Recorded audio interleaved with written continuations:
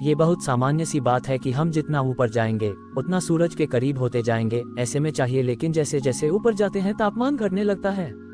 धरती कक्षा से परे अंतरिक्ष में तो तापमान एकदम ही गिरकर माइनस में चला जाता है। वहाँ कड़ाके की ठंड होती है। ऐसा आखिर क्यों होता है? अंतरिक्ष कितना ठंडा है और सूरज कितना गर्म है? पृथ्वी पर सूरज की किरणें काफी गर्म महसूस कराती हैं। सूर्य इतना गर्म है तो अंतरिक्ष क्यों है ठंडा? जब मौसम बदलता है और गर्मी आती है तो सूरज की किरणें प्रलयनकारी हो जाती हैं। सूर्य गैस और आग का गोला है जिसके केंद्र में तापमान करीब 27 मिलियन डिग्री फ़ारेनहाइट और सतह पर 10,000 डिग्री है। तो सूर्य से पृथ्वी की तुलना में ज्यादा करीब रहने वाले अंतरिक्ष का तापमान 455 डिग्री फ़ारेनहाइट के आसपास रहता है। सूर्य से ऊष्मा कैसे आगे बढ़ती है? विकिरण तरंगें उन अणुओं को उत्तेजित करती हैं जो उनके संपर्क में आते हैं, इससे वो अणु गर्म हो जाते हैं। ऊष्मा जब सूर्य से पृथ्वी की तरफ आती है तो इस रेडिएशन से केवल अणु और पदार्थ गर्म होते हैं और इसके रास्ते में पड़ते हैं। अंतरिक्ष में वैक्यूम होता है। अंतरिक्ष में वैक्यूम यानी निर्वात की स्थिति रहती है, लिहाजा सूर्य की किरणों का असर वहां नहीं होता। ये भी जान लें, अंतरिक्ष में हवा का नहीं होना भी सबसे बड़ा कारण है।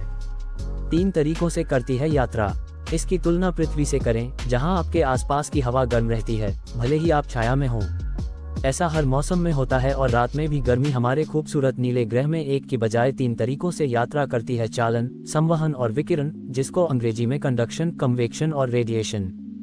सूर्य की ऊष्मा ब्रह्मांड के माध्यम से विकिरण यानी भी कहते हैं, रेडिएशन के रूप में यात्रा करती है। ऊर्जा की ये तरंग गर्म वस्तुओं से ठंडी वस्तुओं की ओर चलती है। अंतरिक्ष में किन वजहों से गर्मी नहीं होती? अंतरिक्ष एक निर्वात है, जिसका अर्थ है कि ये मूल रूप से खाली है।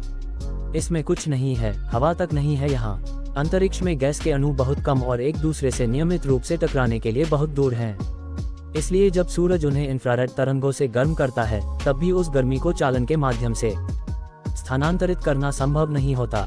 इसी तरह संवहन गर्मी हस्तांतरण का एक रूप, जो हमारा वायुमंडल कब होता है गर्म? जब सूर्य का विकिरण हमारे वायुमंडल में अणुओं से टकराता और गर्म होता है, तो वे उस अतिरिक्त ऊर्जा को अपने आसपास के अणुओं तक पहुंचाते हैं। ये प्रक्रिया चलती रहती है और तापमान गर्म होने लगता है। अणु से अणु में इस गर्मी के हस्तांतरण को चालन कहा जाता है।